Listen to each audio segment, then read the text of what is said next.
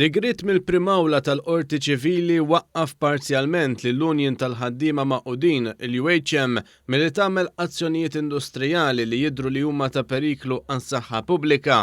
F'sentenza tal-imħallef Grazio Merċieqa ġie elenkat numru ta' direttivi li mal-ewwel daqqatajn b'mod oġġettiv jidhru li huma ta' periklu għas-saħħa pubblika.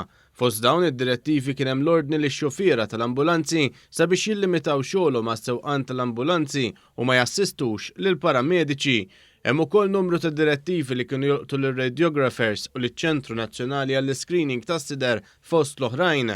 Dan wara li f'każ bejn is-Segretarju Permanenti fil-Ministeru tas-Saħħa u l-UHM saru l-argumenti li l-azzjonijiet industrijali m'għandhomx bażi fil-liġi u li huma sproporzjonati u eċċessivi, speċjalment minħabba l-pressjonijiet li l-pandemija tal-COVID-19 ħolqot fuq is-servizz tas-saħħa pubblika u li għalhekk ser jikkawżaw dannu irreparabbli għal pazjenti.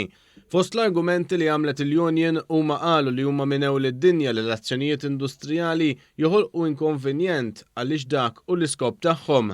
Il-qorti għamlet referenza s-sentenza deċiża f'Diċembru li għadda fil-każ bejn is-Segretarju Permanenti fil-Ministeru tas-Saħħa kontra l-Union tal-Infermiera u l-Qwiebel l-MUMN.